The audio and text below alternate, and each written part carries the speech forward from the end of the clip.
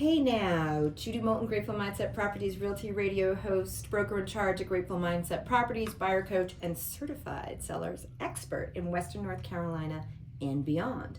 Coming to you live from 107.7 FM, AM 1450, and online at gratefulmindsetproperties.com. Today's show is sponsored by Grateful Mindset Properties, where we strive not to be of success, but rather of value. Grateful Mindset Properties was founded in 2020 and serves Western North Carolina and beyond with a grateful mindset. We are a hybrid firm supporting Tennessee, South Carolina, North Carolina, Georgia. We can help people refer folks and work with folks anywhere in the world, and we're very proud of that fact. We bring on stellar agents who really know their stuff, do hard and diligent research. They're loyal to their consumers, their customers, their clients, and they really value consumer protection and educating people on what they don't know, they don't know. Speaking of which, today's special guest is Charlotte Fitzpatrick, loan lady from myloanlady.com. and a local lender I enjoy working with. Charlotte is knowledgeable, gifted, and like our agents I just talked about, really cares about the rights and education of the public. To put it bluntly, as I said, really wants to support people on things they don't know, they don't know. So after hearing about the latest real estate facts, stats, human interest, and more, be sure to stick around to hear more from Charlotte and me as we chat about lending here in Western North Carolina in just a few minutes. Some upcoming local events. Somatic artist Judy Moulton, myself, will be teaching a class at the Hendersonville Art League. I'm just tongue twisted today. I think I need more water. Allergies are abrupt. We have time changes going on. I mean, there's a lot going on. So somatic art and drawing with somatic art therapy is going to be happening at the end of March at the Hendersonville Art League. Right now, the Hendersonville Art League is located on Asheville Highway, but I don't know if folks know, they are going to be adding some workshops and classes on 7th Avenue here in Hendersonville, so that'll be fun. They've purchased a new building. They're going to have more to do and things to offer, so be sure to stick around for that. In addition, AB Tech in Asheville has been teaching pre-licensing for those who are looking to, jump in on the real estate market and really want to learn more about it firsthand. We offer classes at AB Tech for pre-licensing and prepare you to sit for the state and national exam and get your real estate license here in North Carolina. So be sure to check out AB Tech and get on their interest list for their next upcoming pre-licensing real estate class. In addition, let's see what's happening on the MLS. So there's a lot going on in real estate right now. People probably know across the United States, as weather changes, we've got more activity. It's been since August of 2024 that we've been in a buyer's market, and that is, what happens when we're in a buyer's market? We see sellers lowering their prices. Obviously, interest rates play a role, and I'll talk a little bit more with Charlotte about that. I know they've come down a little bit. But in addition, besides interest rates, we've got inflation, we've got the new administration. All of these things involve price decreases. So right now we're seeing about 40 here, more or less, on the MLS right now in this great, lovely area of North Carolina. We've got a few back on market. Really not seeing a lot of price increases, and we've got about 20 new listings, and that's really important to note. In addition, we have some highlighted properties that are happening. Quite a few condos have been coming up on the market. Very few that we tend to see.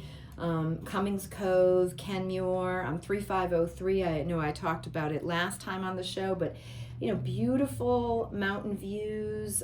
It's a 2-bedroom, 2-bath, a little over 1,400 square feet, updated in 2019. In Kenmure, a beautiful condo, timeless, also with views. We have another condo coming up in Plantation Walk. So just some things that we'd like to highlight and hopefully you'll want to know more about. You can reach out to us at Grateful Mindset Properties at 828-290-0940. Check out gratefulmindsetproperties.com. In addition, some things that we'd like to share in terms of art and science and that lovely blend. 7 home items that we recently heard about that will absolutely make your life easier.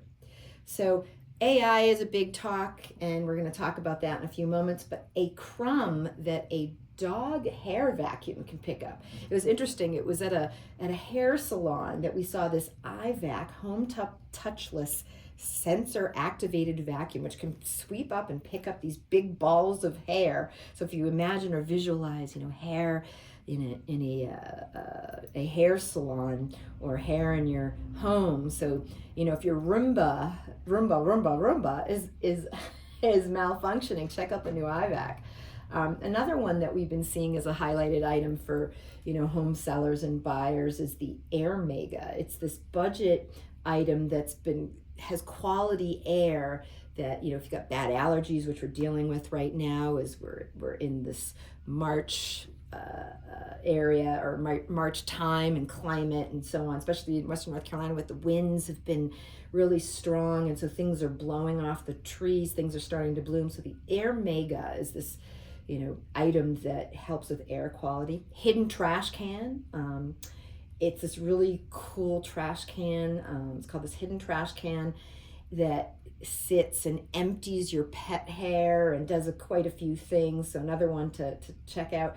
Tiles, using tile. Now, tech talks about this a lot, but it's a must-have. This is one of the most popular items that gets lost in the market. It's done by TechCrunch. It's this tile that's really cool. So be sure to check that out. A gel anti-fatigue kitchen mat. I'm sure you're familiar with those, but definitely something. If you're not familiar, the gel anti-fatigue kitchen mat, whether you're buying or selling, a great item. The deluxe rapid egg cooker and the Snap Smart Cam for home security. So these are some of the really cool tech items that people have been talking about lately. Another thing, a little bit about science I want to talk about. So creating an anticipatory culture, staying ahead of disruption. So we talk a lot about AI almost every day now. It's it's on Google, it's on everything. AI is involved in so many places, whether you recognize it or not. Chat GPT or CPT and is being used in almost every industry. So let's share some on culture, disrupting, and more. So are you ready for tomorrow is the title of this. So why do business when you struggle with reactive decision making? What is anticipatory culture? An anticipatory culture is one where it employs proactive, so being proactive versus reactive. Some of the key benefits of anticipatory culture is stronger resilience in times of change, higher employee engagement, reduced uncertainty, faster adaptation. So in real estate, it's really important to anticipate and to be on top of, to be a disruptor, to use AI. I mean, Netflix is doing it, Google is doing it, Zoom, has been using it. So having an anticipatory mindset, whatever business you're in, it really provides a learning and growing process. Something that you may have heard about, and this will be the last thing I talk about before I bring on Charlotte, but I thought is a recent segue. It's a recent proposed merger. Maybe you've heard about Rocket and Redfin. That is a big deal. We've got all these mergers, Zillow and CoStar. I mean, these disruptors that are creating these one-stop shopping. What does it mean for real estate, the landscape, the changing of commissions? We're seeing that with sellers, RESPA, things that we have to take into account. So all of these things, staying on top of that, a grateful mindset, we really want to stay on top of being on the cutting edge, really important. But again, things that I'd like to kind of bring up and keep in your mind's eye. So I want to bring on Charlotte with no further ado. Some questions I want to ask her. Charlotte Fitzpatrick, someone I'm really excited to have on the show, why she does, what she's doing to kind of stay ahead of the trend as we're seeing, like I said, compensation being one of the big ones, sellers saying, hey, I don't want to pay the buyer's compensation. Buyers saying, well, I don't want to pay the compensation. Really kind of trying to change the mindset and the lens of where we are. Charlotte, let's chat a little bit about who you are, what you do, and what brings you joy and why you work where you work and all these things that are going on. So hello, how are you? Hi, Judy. Thank you so much for having me on your show today. I appreciate it. Thank you. You're welcome. Thank you. So tell me what you're seeing right now, what you're hearing, what you're seeing. So, well, in terms of interest rates that you touched on, it's interesting because economists look at historical data, and Absolutely. in the past, certain triggers would indicate, well, this is going to happen next, or that's going to happen next. And they could use those indicators to predict what would happen with mortgage interest rates. But beginning really mostly in COVID, when the government was buying mortgage-backed securities, it created this false low interest rate.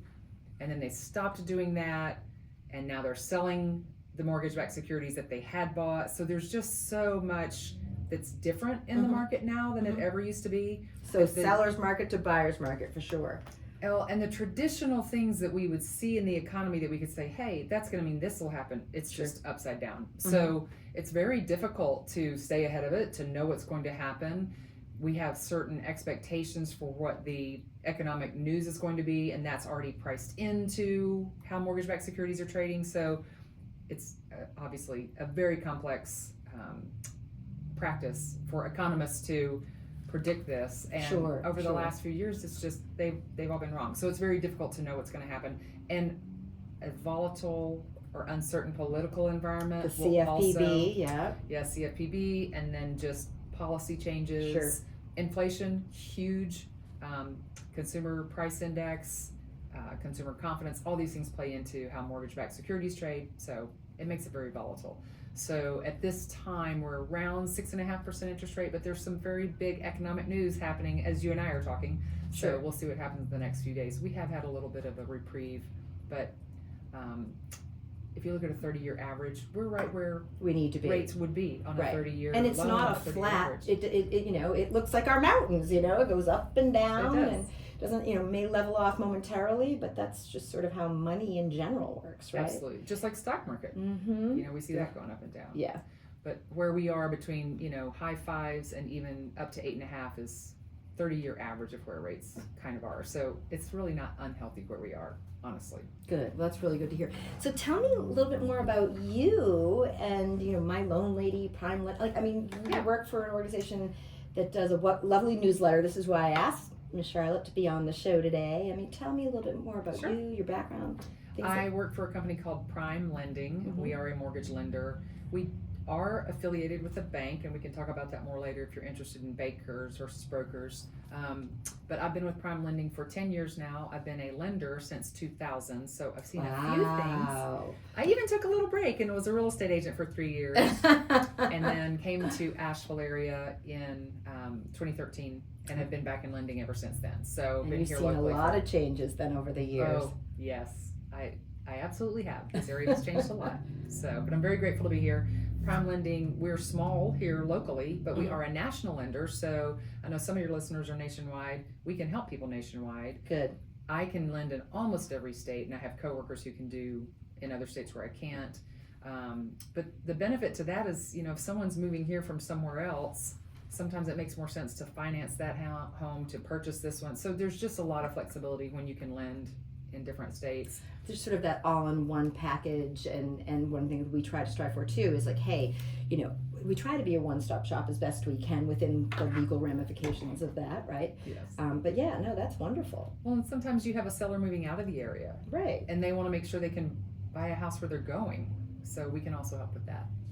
And also a very relationship-oriented company. Obviously, you're very relationship-oriented and consumer-focused, and that's a beautiful thing to see, because we're talking a few moments ago, we're talking about these large companies and mergers, and for the consumer, they don't want to get lost in the midst of all that. They want to still have that relationship-oriented business or purchase or sale or what have you. I love to hear you say that, because that's hugely important at Prime Lending.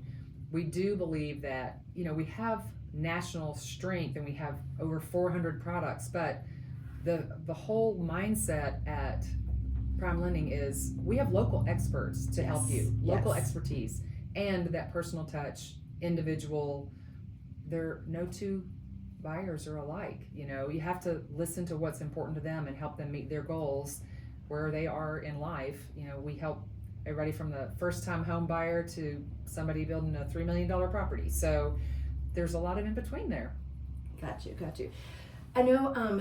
So you're saying something between the difference between a broker and a banker. Mm-hmm. So obviously they can offer. They're probably different products, different things that they can do and can't do. Is that true? Yes. So typically a banker has a little more conservative product offering, but they are the bank that funds the loan at the closing. So when you go to the closing, they have underwritten the loan and they fund the loan.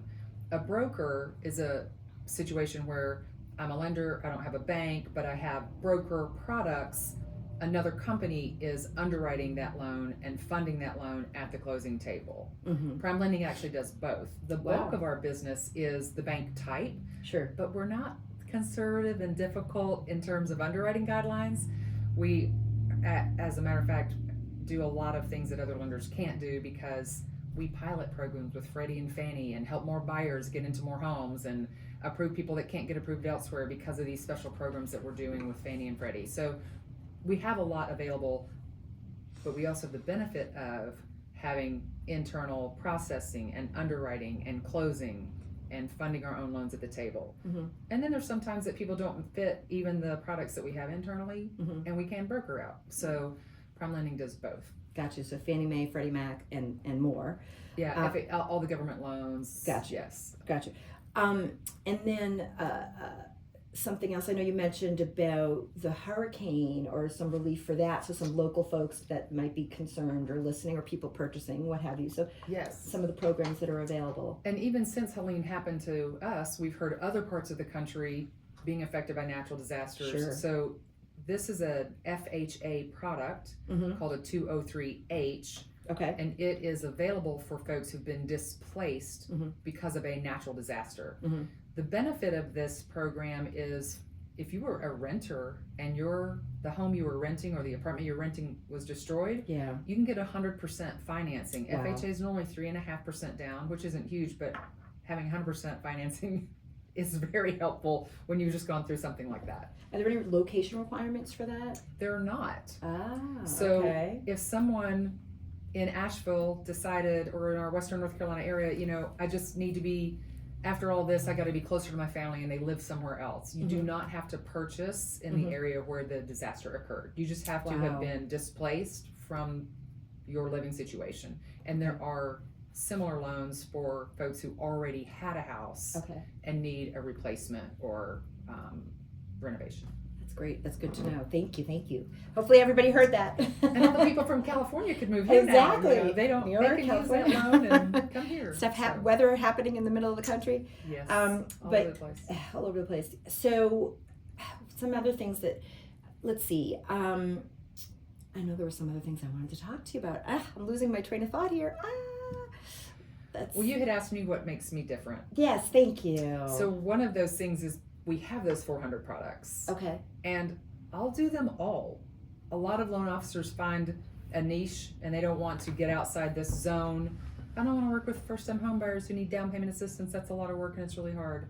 I don't want to do a renovation loan because that's really hard. It's true. Those loans are very hard. We do a lot of renovation. We do a lot of first-time home buyer. We do all the things. So piggyback on because there's renovation and there's construction, or is there just renovation? Great question. They are different products. Okay. So they're both. Okay. Construction is you start with dirt.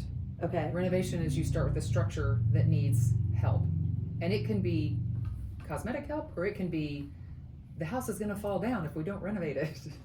And do they tend to be higher? The rates tend to be higher? A little higher on renovation, yes. And construction's a whole different animal. Okay. But renovation is similar to a normal loan product, a regular purchase product, or a regular refinance product. But you can finance the cost of the renovation into the purchase even. Oh. So if you have a buyer who's like, I like that house, but I don't love that house. It really needs a bigger bathroom, or if it just had one more bedroom, if it's easy to make that addition or that adjustment, or it's a great house, it's just ugly because nobody's done anything to it for 40 years, then you can finance the renovations into the purchase.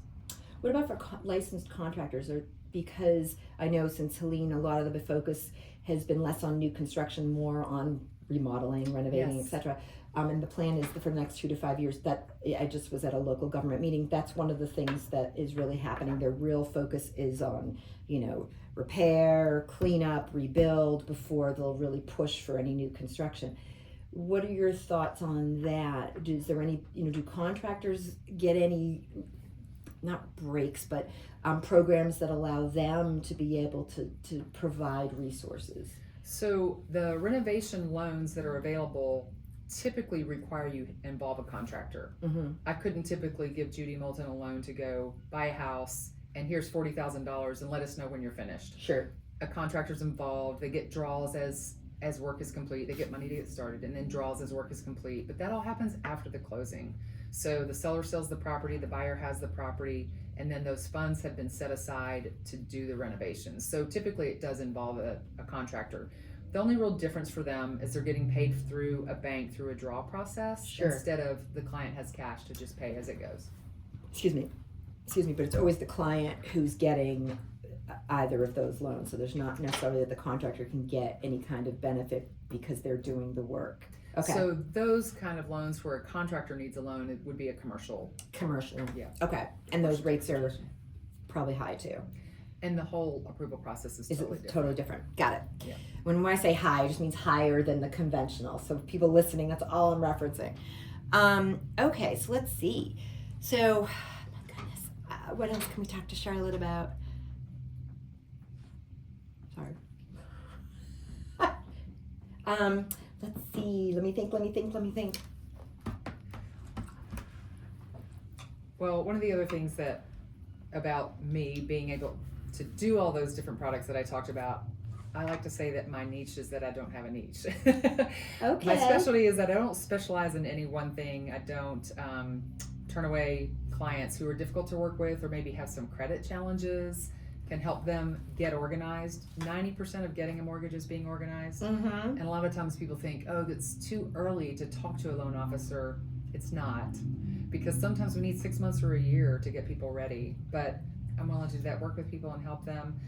I do this because I'm helping somebody buy memories. I mean, they're finding the place that their family will spend special occasions and holidays, and I get to help people do that. And I think that's a really amazing thing to be able to help people with. So I agree. That's why I do what I do. yes. So if there's a product out there, if that person could get in a house, I'm not going to say, yeah, there's something for you, but I'm not going to do it. I just can't do that. If there's something that will help somebody have that housing stability and start building those memories and having those special occasions and events in their lives, things their children will talk about for years to come, I think that's very special and cool. And that's really why I do what I do, because I feel like maybe there's not enough people who will help everybody. And I just, like to help people become homeowners. Not only the emotional aspect, but it's a huge financial decision, but it's also a giant step towards creating wealth and generational wealth. And again, that housing stability. So I just think it's really important to help clients who can get into a house to get in there. Yeah, navigating that, and that's where we come in, you come in, and I come in. So you said you were a real estate agent, you said for 3 years? Yes. Was that here in Western North Carolina? It was in Kentucky. I began my origination career in Kentucky, in Louisville and then Northern Kentucky. And when the crash happened, the place I was working had some challenges in navigating that. And I had always thought about real estate, and I thought, this is a good time for me to take a break. So I took a sabbatical from mortgage for 3 years, and I did buying and selling, but I also helped homeowners find people to rent their house if they had to move on. You remember there was a time when you owed more on your house than it was worth. Yes, I do. And people didn't want to have foreclosures. Sure. And then there were some families who had lost their house, but they've got 4 kids and 3 dogs, and they can't rent a place. So I created a program for Star One Realtors to help landlords find tenants and help tenants find houses to rent, and also worked with buyers and sellers. And then when I moved here 13 years ago, I decided to get back into mortgage. Okay. It wasn't because real estate was a bad thing. No, I did very much enjoy it, but I wasn't going to come to a whole new place and pretend like I understood the area enough to help a buyer find a right place. Right. And you at one point obviously enjoyed lending, but then, just needed to take a break during the times that you needed to take that break. Well, I think sometimes a break like that helps you realize, Appreciate this it is more. where I belong. I can do this. And at that point, a lot of the mortgage industry changes and transitions had happened, so it was good timing. So I know I had a question. So explaining, I know not everybody understands how you all get paid. Yeah, great question. Because back in the day, before the crash, a lot of mortgage bankers and mortgage brokers were compensated based on how much they charged you in fees or how high your interest rate was. So a broker could charge you a higher rate and higher fees, and that went right into their pocket. That became illegal. Yes. And I didn't work for institutions that really had those kind of policies anyway, because I couldn't have slept. But I think a lot of people still think that that's the way it is. When they hear mortgage broker, they're like, oh my gosh, they're going to charge me more than anybody else would charge me, and it's usury. It's not that way anymore. So it's very transparent now. The fees are disclosed up front. You have to be within certain tolerances. You have to tell the truth about what your fees are going to be and stay within those certain limits. So mortgage bankers and brokers are typically paid just based on what the loan amount is, and after the loan closes, their company pays them just based on that. So it doesn't have to do with fees. It doesn't have to do with interest rate or anything like that. We all get our rates the same place.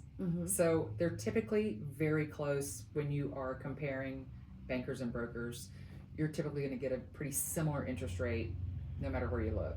So, and there's like some bait and switch out there. You will see some giant online lenders advertising a very low rate, but when you read the fine print, you're paying a lot for it. Well, I could get you that really low rate, and you could probably pay less for it to get that rate. It's just like a nicer car costs more money.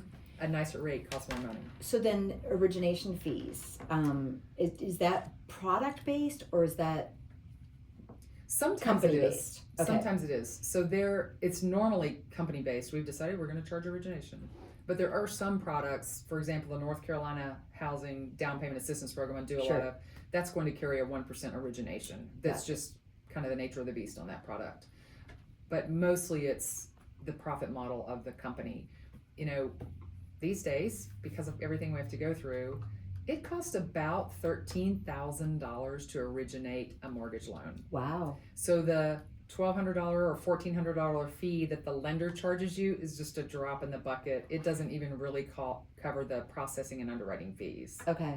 Mortgage companies and brokers get paid after the loan is done.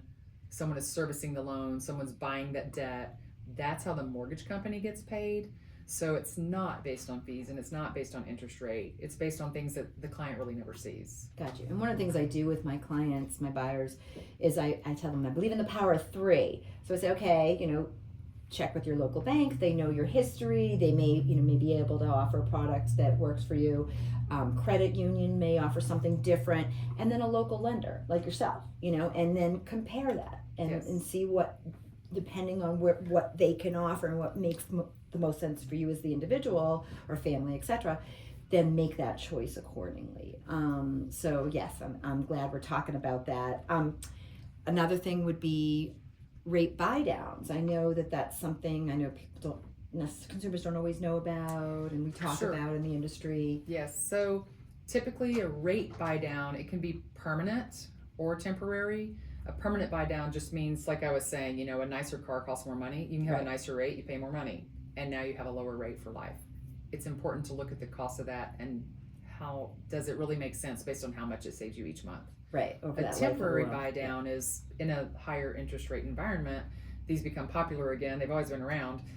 It's just a way to help subsidize the payment for the first year or two so that the buyer has a little bit lower interest payment for a year or two. Gotcha. And that's typically funded by the seller, so it's usually a seller concession. Good to know. Yeah. Thank you, Charlotte, so much for being on the show today. It's been a real pleasure to chat with you. Likewise. Thank you. Thank you, folks, for listening to Grateful Mindset Realty Radio Show, Saturdays 9 to 9:30 on 107.7 FM, AM 1450, and on GratefulMindsetProperties.com. Thank you. Thank you.